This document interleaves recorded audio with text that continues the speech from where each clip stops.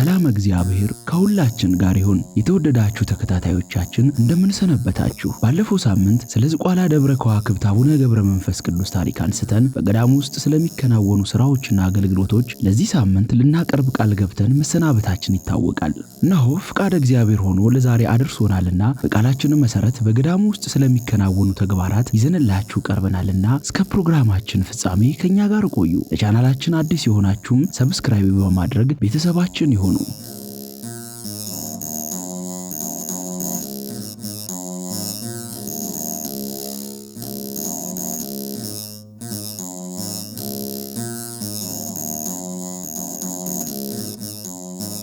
ገዳም ማለት የክርስቶስ ፍቅር አስገድዷቸው ስለ ክርስቶስ ብለው ዓለምን ንቀው የመነኑ አባቶችና እናቶች የሚኖሩበት ቦታ ማለት ነው። እነዚህ ለክርስቶስ ፍቅር ብለው የመነኑ አባቶችና እናቶች የናቁት ዓለም ብቻ ሳይሆን ስንፍናንም ጭምር ነው። ምንም እንኳ ዓለምን ቢተዉ ሥጋ ለብሰዋልና ዕለት ጉርስና ለዓመት ልብስ የሚሆናቸውን በራሳቸው ጥረው ግረው የሚያገኙ የሰውን እጅ የማያዩ ናቸው።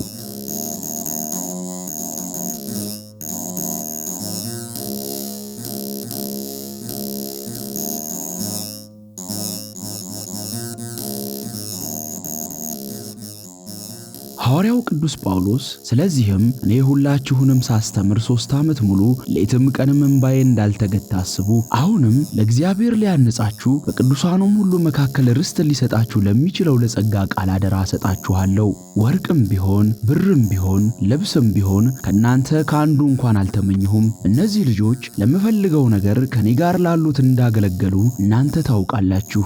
በድካማችንና በሥራችን ነዳያንን እንቀበላቸው ዘንድ እንደሚገባን ይህንን አስተምራችኋለሁ በማለት እንደተናገረ መነኮሳት ጥረው ግረው ሰርተው የሚያድሩ ስንፍናንም ከዓለም ጋር የናቁ ናቸው።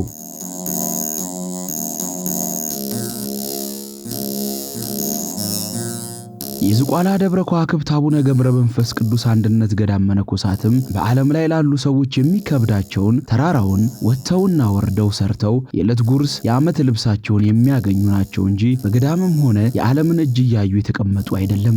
በዚህ ገዳም አገልግሎቱ ለሁለት ተከፍሎ የሚፈጸም አቅም ያለውና ጉልበት ያለው የውጭውን ሥራ፣ ደከም ያለው ደግሞ የውስጡን አገልግሎት እንዲፈጽሙ ተመድበው የሚንቀሳቀሱ ናቸው።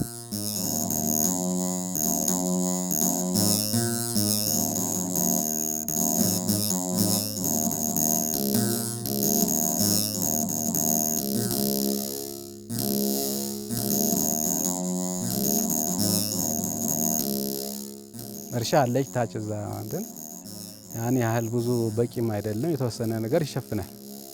እዚያ ደግሞ የተለያዩ ልማቶች ያው እንደ አቅማችን እየሰራን እንኖራለን። ልማቶች አሉ፣ ወፍጫ አለ፣ ትምህርት ቤት አለ። ደግሞ እንደ አቅማችን ደግሞ የኑግ ዘይት ማምረቻም አለም። ትንሽ ነው፣ ያ በቂ ነው ማለት አይደለም።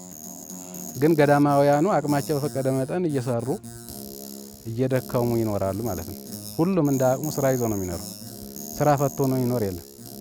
ደካማ ካልሆነ በሽተኛ ካልሆነ በስተቀር ሁሉም እየሰራ ነው የሚኖረውና የገዳማው ኗኗር እንግዲህ ይሄን ይመስላል።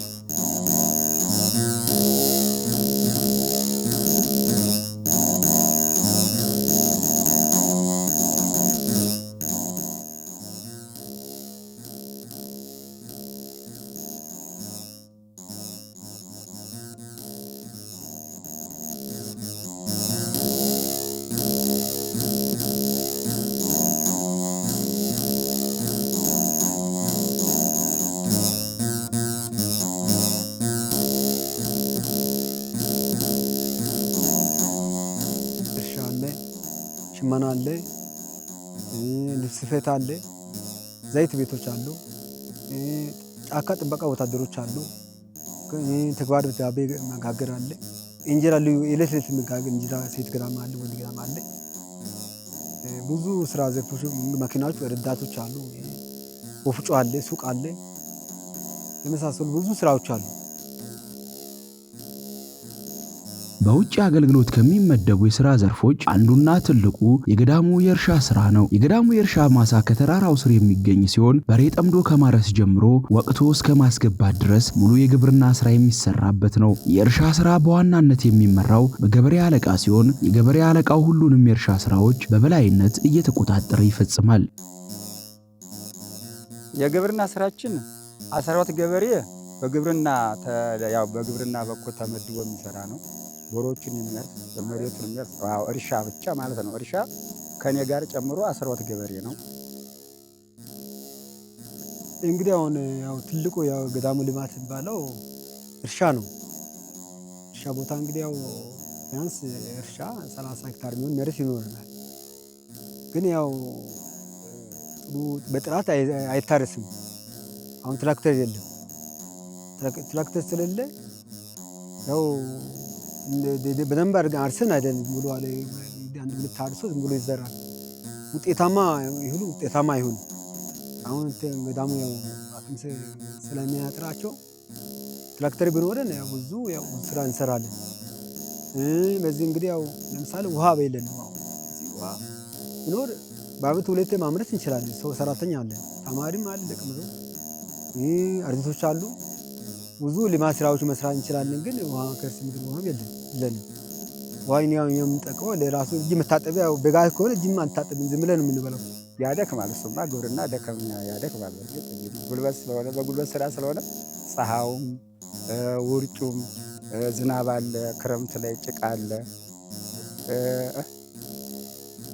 እንደገና ደግሞ የማታ ጥበቃ ሆነ እዚህ አካባቢ እንደምታወት ጫካ ዳር ነው ያለነው። ቀንም ዝንጀሮ ሲጠበቅ ይውላል ብያቸዋለሁ። አካባቢ ዙሪያውን ማታ ደግሞ አሳማና ጎልጃ የሚባል አውሬ አለ። አዝመሮ እንዳይበላው ማለት ነው። አዝመሮ ከበቀለ ጀምሮ እንግዲህ ከጎተራ እስከሚገባ ድረስ ጥበቃ ያስፈልገዋል። የትም ቀን እንግዲህ ይህን ደግሞ የሚጠብቀው ሌት ለምሳሌ ቀን ስናርስ እንውላለን ወይም ደግሞ ስንሰራ እንውላለን። ማታ ደግሞ ገበሬው ራሳችንን ስንጠብቅ ዙሪያውን ተከፋፍለን ስንጠብቅ ምናምን ማለት አውሬ እንዳይበላ እና ገበሬ ማረፊያ ጊዜ የለውም። የማረፊያ ጊዜ የለውም። ቀንም ከስራ ይውላል፣ ማታም ጥበቃ ይመጣል ነው። የእርሻ ስራውን የገበሬ አለቃው እያስተባበሩ ቢፈጽሙትም በገዳሙ ውስጥ የሚሰሩ ስራዎች ግን በዋናነት የሚመራው በሊቀ ረድ ነው። የገዳሙ ሊቀ ረድ ከገዳሙ መጋቢ ጋር እየተመካከሩ በገዳሙ ውስጥ የሚሰሩ ስራዎችን በሙሉ ያስተባብራሉ፣ ያስፈጽማሉ። ገዳም ያው 3 ኃላፊዎች ይኖራሉ። መምህር፣ መጋቢ፣ ሊቀ ረድ ይኖራል። ሊቀ ረድ ይባለው እንግዲህ ሊቀ ረድ ነኝ። ገዳሙ ሊቀ ረድ ማለት ማንኛውም ልማት ስራዎቹን ያው ዞሮ የሚያሰራ ወጥቶ ወርዶ የሚያገልግሉ አርዲቶች አሉ። አርዲቶች ተቆጣጥሬ ያን ስራ ቆላም ደጋም ያለው ስራ ማሰራው ነኝ። ሁሉም በአጠቃላይ ገዳም ስራ ይመልከተኛል። በአጠቃላይ ማሰራው ሰራተኛው ያው አዲስ የሚመጣውን ነባሮችን ያው ቆላ ነው አርዲቶችን በአጠቃላይ አስከትዬ ማሰራው ነኝ ያው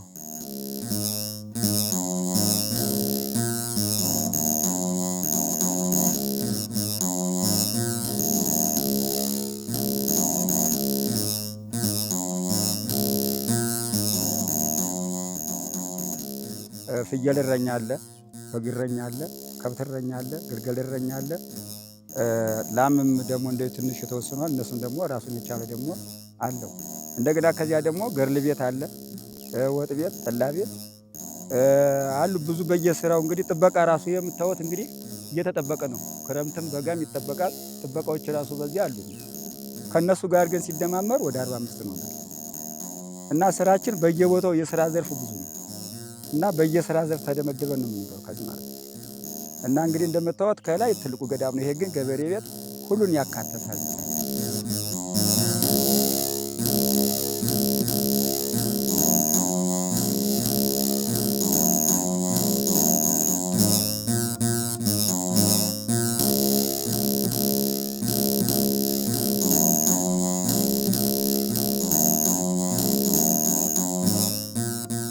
ትርፍ ትንሽ ሰዓት ካገኘን ያው የበስማም ጊዜው መጽሐፍ ያው ዳዊት መድገሚያው ሰዓት ትንሽ ጊዜ እንሰጣለን። ኃላፊው ያ ሰዓት ይሰጠናል እንጂ ዋናውኛ ወደ ስራው እንጂ አሁን ከላይ ያሉ አባቶች እኛን ያስባሉ፣ ለሀገር ያስባሉ እንጂ ከኛ በእርግጥ እየተወሰነ ያው እንግዲህ ዝምም አንልም። ግን ጸሎቱንም ስራውንም በግድ ነው መቼም እንግዲህ መጋደል ስለሆነ ግድ ነው መቼም ሁሉንም ጎን በጎን እናስኬዳለን።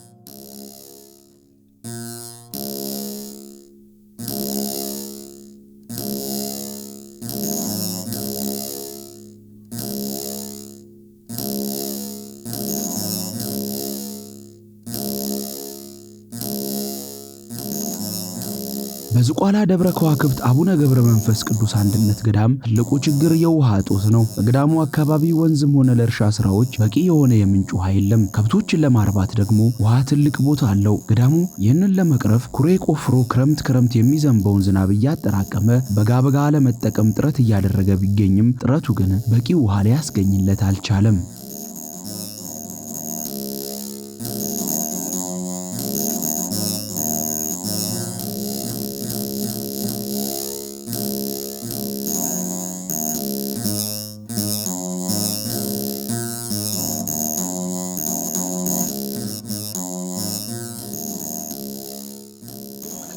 የኩሬ ውሃ በክረምት የሚጠራቀም ነው የሚሆነው ያለ ከብቶች ነው። ከብቶች ያው ውሃ ስለሌለ ሌላ የምንጭ ውሃ የለም። እዚህ ቦታ ያው በአካባቢው ጠቅላላ የውሃ ችግር አለ እና እኛም ለተወሰነ ጊዜ አሁን የምታዩት ግፋቢል እስከ ዳር መጨረሻ ታህሳስ መግቢያ አካባቢ ድረስ ቢቆይ ነው እንጂ አይቆይም። ይሄ የሚጠራቀመው በክረምት ጎርፍ ነው። ያው ጎርፍ ተጠራቅሞ ነው። ጥልቀትም የለው እንደምታዩት ከላይ ትንሽ ነው፣ መጠነኛ ነው እንትኑ ያለው እና ለበሬዎች አሁን ውቅያ ውለው እርሻ ውለው እዚህ ነው የሚጠጡት እና ያው የውሃ ችግር በጣም አለ እዚህ ቦታ ላይ። ይህም በቅርብ ጊዜ ነው የተሰራ፣ በፊት አልነበረም። ያው በሰው ኃይል ተቆፍሮ ነው የተሰራው ይሄ ማለት ነው እና ይሄ የውሃ ችግር በጣም እዚህ ቦታ ላይ የውሃ ችግር ነው እጅግ ፈታኝ ማለት ነው። ከምንም በላይ የውሃ ችግር አለ እዚህ ቦታ ላይ። ሰውስ ምንድነው የሚጠጣው? አሁን እዚህ ቦታ አሁን ሰው የሚጠጣው በክረምት የዝናብ ውሃ ከቆርቆሮ የሚወርደው ውሃ እየተጠራቀመ ማለት ነው። በታንከር በሮቶ እየተጠራቀመ ያን ነው የሚጠጣው ሰው ማለት ነው።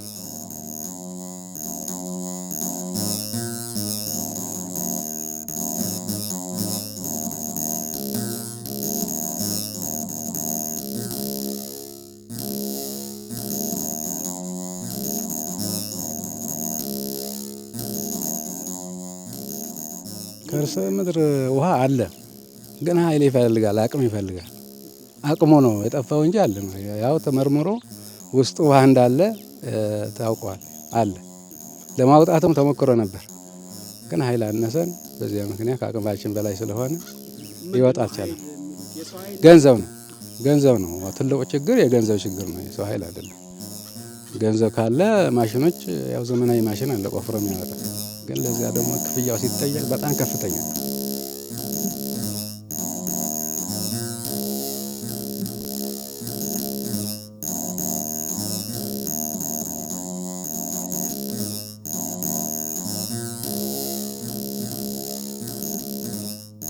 የውሃ ጉዳይ ነው።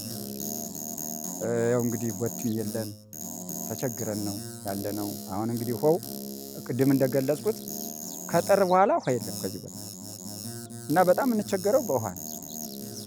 የከብቶችም እንደዚሁ ነው። ኋላ ከብቶቹ እኛም እነሱም እኩል ነን። አሁን ይቺ ኩሬ ያልኳችሁ እንግዲህ በጎርፍ እዚያ ሌላ ቦታ የሚሄደውን ዝናብ ሲጥል ዝናብ ጠብቀን በቦይ ነው የምናስገባው። አሁን ትንሽ ተጠራቅማለች። አሁን እንግዲህ ወደ ታችም ይሰርጋል፣ ከለምጽ ይለዋል። ከብቶችም ሲሉት ያልቃል።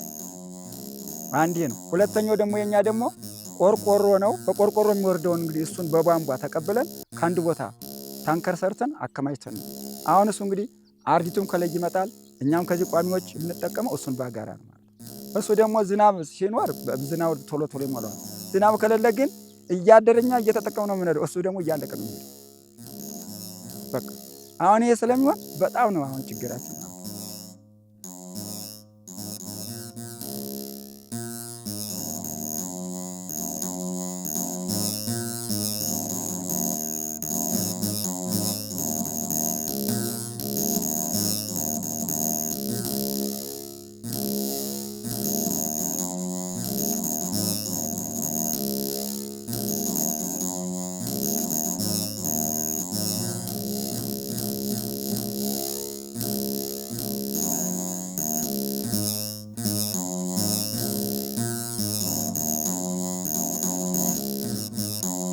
ቢያንስ በአመት 3 ጊዜ ማምረት እንችላለን።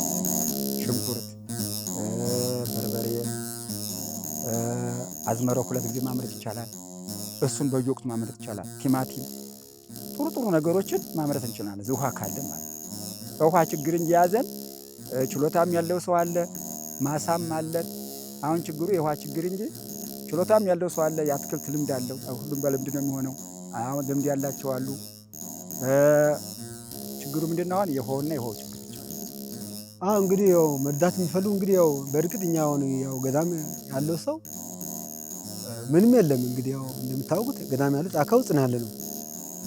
ያው ህዝበ ክርስቲያን እንግዲህ ያው አንዳንዴ መርዳት የሚፈልግ ካለ ይሄን አይን ቢያውጡልን ያው በሰማሚ ይጻፍላቸዋል እኮ እኛ በተጠቀም አይደለም። እኛው እንዲሁ ዳዊት ሳንደግም አቡነ ሳንል ብራቸው ገንዘባቸው መቀበል ብቻ ሳይሆን እኛ እንግዲህ ጸሎት ነው አብዛኛው ትኩረት የምንሰጠው። እኛ ወደ ንግድ አንሄድም። ሌላ ስራ ዘርፍ ዓለም ብዙ ስራዎች ይካሄዳሉ። እኛ ጫካ ውስጥ እንግዲህ የመጣንበት ዓላማ ጸሎት ስለሆነ ያው ሌላ ነገር የለም። ህዝበ ክርስቲያን ይሄን ቢያደርግልን ያው ተጠቃሚ ነው ህዝቡ።